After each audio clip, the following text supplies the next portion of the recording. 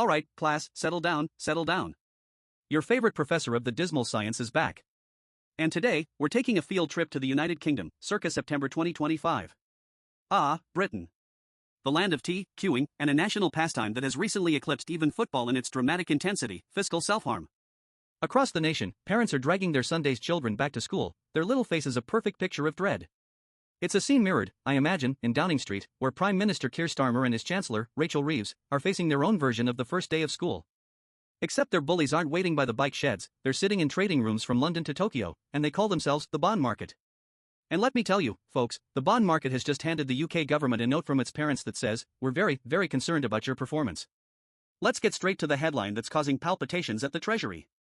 The UK's long-term borrowing costs, the interest rate the government pays on its 10-year debt, or gilts, have just spiked to their highest level since 1998. Now, for our younger viewers who think 1998 was a time of dinosaurs and dial-up internet, let me give you some context. 1998 was the year of the Russian financial crisis and the collapse of the hedge fund long-term capital management. It was a year of global financial contagion, a time when the world's economic plumbing very nearly backed up and flooded the entire house. So, when your borrowing costs return to that level, it's not a nostalgic throwback. It's a five-alarm fire. The UK's 10-year gilt yield is now screaming past 5.5%, making it the undisputed, heavyweight champion of expensive debt in the entire G7. Think about that. The UK is paying more to borrow than Italy, a country whose political system is famously as stable as a Jenga tower in an earthquake. It's paying more than France, whose government is currently facing a confidence vote that could see it collapse. It's even paying a hefty premium over the United States, the world's benchmark, whose own debt situation is hardly a picture of serene prudence. The pound sterling, bless its heart, reacted to this news by promptly tripping over its own feet and tumbling 1.3% against the dollar, lagging every other major currency.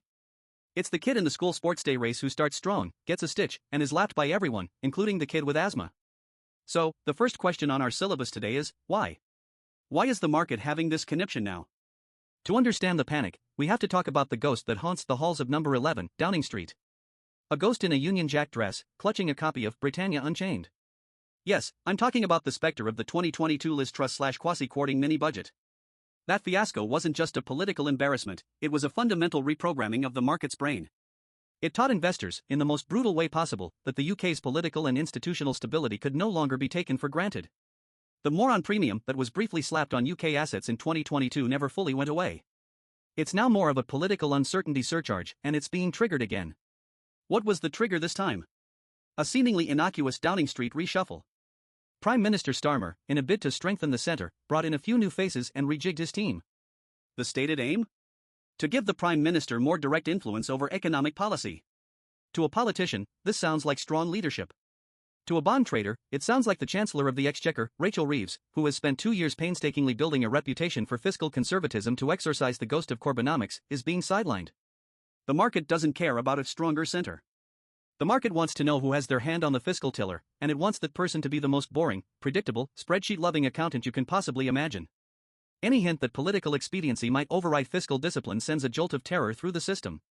Home Secretary Yvette Cooper can go on Sky News all day and say the Chancellor hasn't been sidelined, but the price action on your screen tells you the market isn't buying it. They see a potential power struggle, and in that vacuum of certainty, they sell. This is the unforced error. Team Starmer wanted to project strength and start the autumn term on the front foot, talking about their shiny new childcare initiative. Instead, they accidentally sent a signal to the markets that the grown-ups might not be fully in charge of the budget.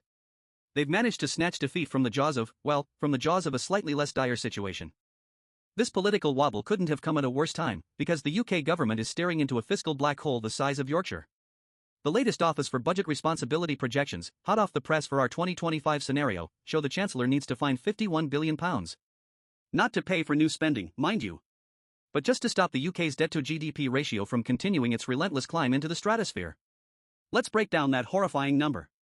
The UK's debt pile is sitting at a chilling 105% of GDP, a level not seen since the aftermath of World War II. The interest payments alone on this debt are now costing the taxpayer over £110 billion a year. That's more than the entire school's budget. Let that sink in.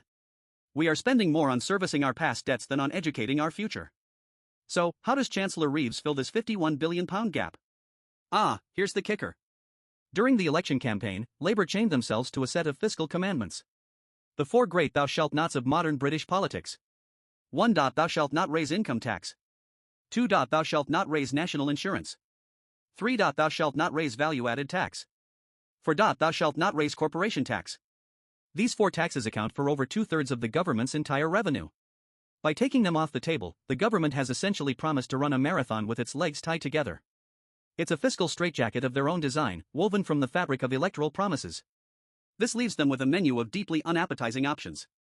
They could try stealth taxes, like freezing tax thresholds for longer, letting inflation drag more people into higher tax brackets, a policy known as fiscal drag, which has already been a silent tax-raising machine for years. Or they could target politically sensitive areas like capital gains, inheritance tax, or pension reliefs, guaranteeing a middle-class revolt. The other option? Austerity 2.0. A new round of deep, painful cuts to public services that are already creaking at the seams after 15 years of underfunding. With NHS waiting lists still in the millions and local councils going bankrupt, the political appetite for this is non-existent. So, Starmer and Reeves are trapped. They need to placate the bond market vigilantes by proving their fiscal credibility, but their primary tools for doing so are locked in a box marked "Do not touch" until next election. Now, the government's spin doctors will point to a silver lining. On the very same day that yields were exploding, the Treasury held an auction for 10-year gilts. They were looking to raise a record £14 billion. The result? The order book was over 10 times oversubscribed. You see, they cry. The world still wants to lend us money. This is a huge vote of confidence in UK plc. Let me offer a different interpretation. This isn't a vote of confidence. This is the logic of a pawn shop.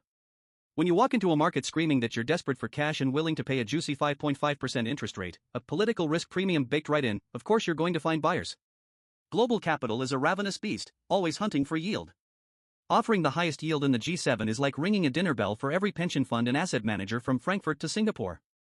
As Alesh Kaupney at Vanguard pointed out, UK debt looks attractive compared to Germany. Well, of course it does. A lottery ticket also looks more attractive than a savings bond if you only focus on the potential payout and ignore the risk. The fact that the UK is now being compared to fiscally fragile nations rather than the gold standard of German bunds tells you everything you need to know. This successful auction doesn't solve the fundamental problem. It just means the UK has successfully managed to borrow a huge amount of money at a punishingly high interest rate, kicking the can down a very expensive road. They've just signed up for another massive credit card, and the minimum payments are going to be brutal. This week's market tantrum isn't an isolated event. It's a symptom of a much deeper, chronic illness in the British economy. Like a patient who ignores their chest pains for years, the UK is now facing a full-blown cardiac event. Problem 1, the productivity puzzle. For over 15 years, UK productivity growth has been abysmal. The average British worker produces around 15 to 20% less in an hour than their counterparts in France, Germany, or the US. This isn't because British people are lazy, it's a systemic failure of investment, infrastructure, and skills training. Low productivity means low growth, which means a shrinking economic pie and less tax revenue to pay for everything. Problem 2, the Brexit drag. Whatever your politics, the economic data is now undeniable. The OBR, the government's own watchdog, has consistently estimated that leaving the EU will reduce the UK's long-run potential GDP by around 4%. That's a permanent hit to our national wealth. We've seen a sustained slump in business investment and a significant increase in trade friction, which acts like grit in the gears of the economy. The sunlit uplands promised in 2016 are looking suspiciously like the misty, damp moors of fiscal reality.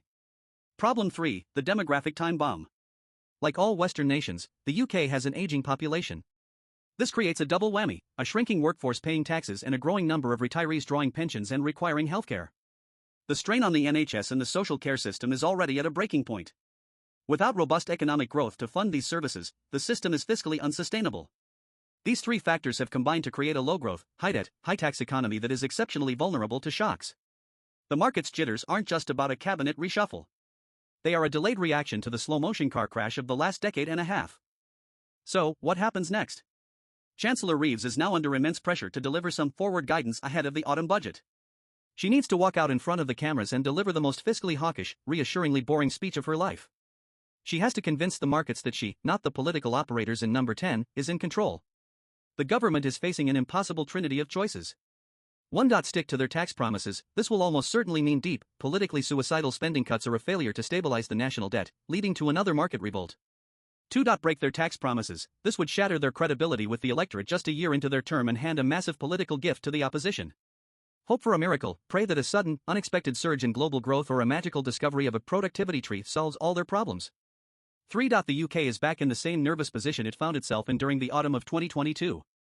It is once again at the mercy of international investors who are looking at the country's balance sheet and asking a very simple question: does this add up? Right now, the answer is a resounding no. The children returning to school this week will be learning about maths, history, and science. Their leaders in government are about to get a brutal lesson in all three.